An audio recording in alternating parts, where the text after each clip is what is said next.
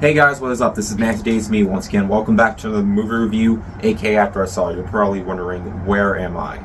Well, I'm at my brother's house, for Christmas. I'm in my nephew's treehouse to make this video because I have a lot of videos planned.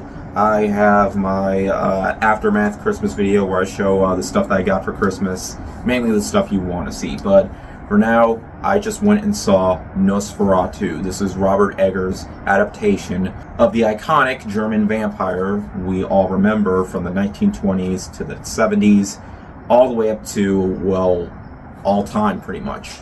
But of course, this involves a woman who is constantly obsessed with this vampire that she visioned ever since she was very young, and of course, that being Count Orlok. And it pretty much tells the entire tale of Nosferatu in a much more modern perspective. But of course, this takes place in 19th century Germany, just like how it did in the 1922 film. Now, I reviewed the 1922 film back in 2022 for its 100th anniversary. I also reviewed the 1979 film, which was a remake to that original film, and now I'm reviewing this movie. Which, of course, it's been 102 years since the 1922 film, but when I heard Robert Eggers wanted to make his own version of that original film, I was all on board because I love Robert Eggers. I think he is a fantastic director. I think every movie he's made is phenomenal, The Lighthouse being my favorite.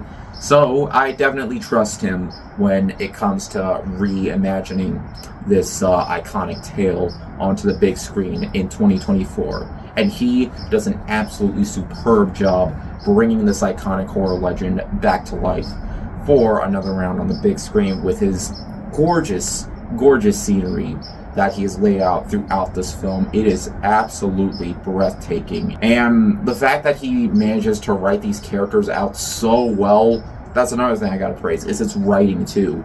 It is absolutely spot on. And when it comes to his casting choices, Bill Skarsgård in particular as Count Orlok is absolutely phenomenal. I absolutely loved his performance in this movie. I'm so glad he's actually managing to do something great after the disaster that was The Crow.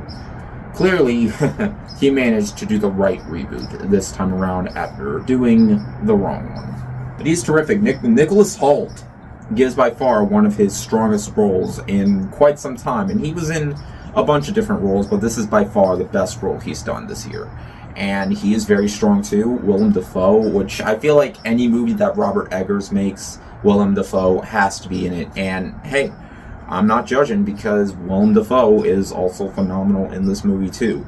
Now, of course, with this being a horror film, does it still have that same horrific feel as the 1922 film or the 1979 film? Well, it is bloodier.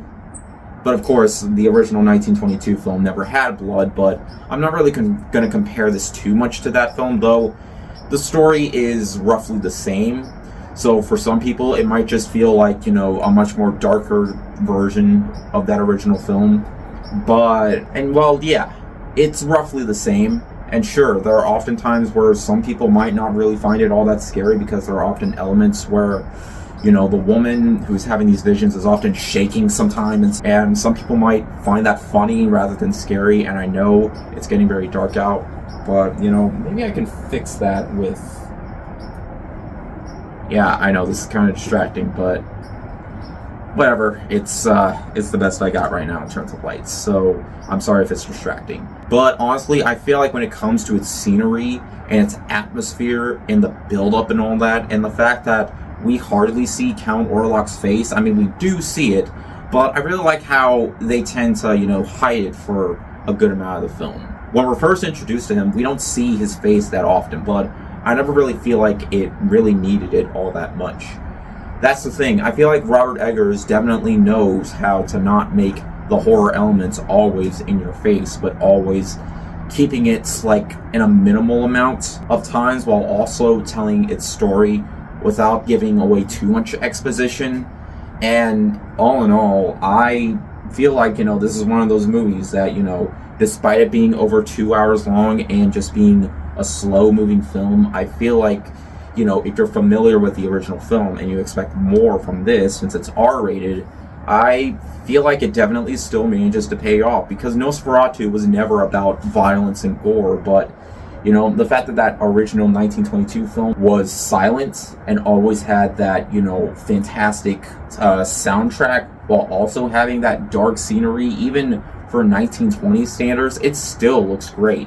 And with Robert Eggers' updated version of that, I still feel like it manages to pay off. He truly understands the source material and bringing it back into a more modern tone without making it feel too modern, because I feel like that's the thing. With his movies, I don't feel like he's ever gonna go for a modern setting, because they're often far more old-timey, but you know, and that's the vibe he tends to keep his films, then hey, good on him, and I like that he does that. And in the end, guys, Nosferatu definitely did not disappoint. It is a beautiful looking film, one of the best looking horror films of the year. It has great performances all around and still managing to keep that story going, and the fact that it still manages to keep that horror vibe, even if it doesn't feel as frightening as the original. I didn't really expect that, but you know, all in all, I just feel like Robert Eggers does a lot of justice to its predecessors in nearly every single way.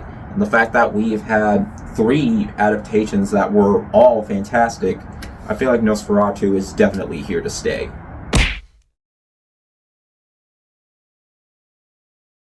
Yeah, I know, it's very dark, but then again, Nosferatu was very dark too, and like I mentioned before, you hardly see his face in the movie, despite the fact that you do see it. It's just, well, whatever. I guess I'll turn this off now, but hey, it's nice to try something different.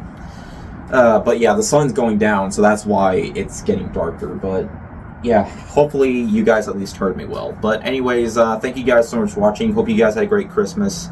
And yeah, I'm going to be working on my best movies of the year list and my best video games of the year list. I have more than enough to work with, so yeah. But anyways, thank you guys so much for watching, and I'll see you guys later.